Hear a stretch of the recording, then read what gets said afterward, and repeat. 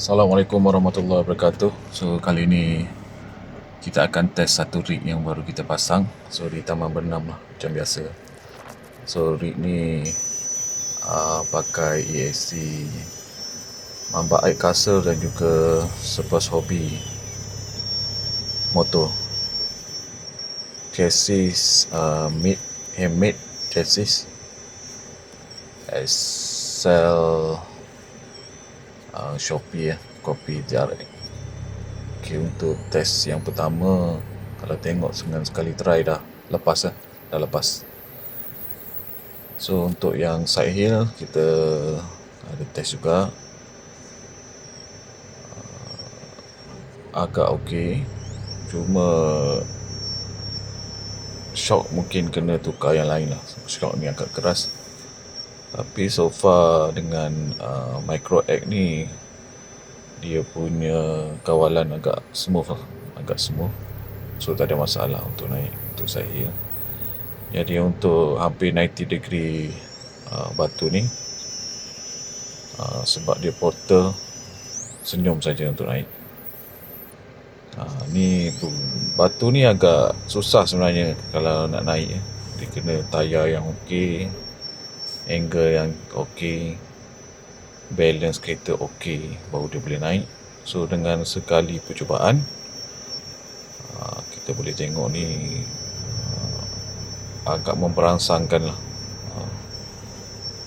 Dia untuk yang first step, untuk batu yang pertama tu dia boleh lepas. So tayar dah lepas ke atas, cuma dia agak struggle bila nak naik yang kali kedua tu. So nak dapatkan line untuk tayar TRF4 ni. So berjaya naik dengan sekali percubaan. Untuk batu yang dekat menara ni, sebab dia portal, so senang saja naik. Kita test pula lepas ni nak turun lah. Untuk turun sama ada dia ada tersungkur ke ataupun tak, kita tengok boleh ke tak boleh dari segi balance belakang dan depan.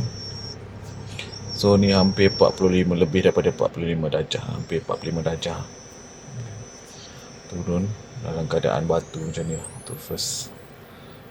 So far okay. Satu lagi test turun, agak lebih securam daripada tadi. So nak test dia punya slow crawl semasa turun. So tak ada jerking, turun dengan cantik dan tegak lah. Dia tak membuang. So last kali batu ni lah, side hill dengan naik. So untuk side hill dia agak susah sikit.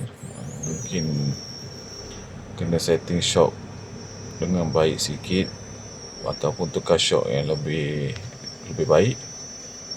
So kalau tengok shock ni lebih shock enduro, tapi silap enduro. So dia agak keras sikit dia punya spring.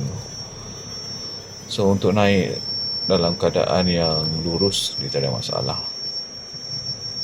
Jadi itu saja, so far okey lah test ni. Terima kasih.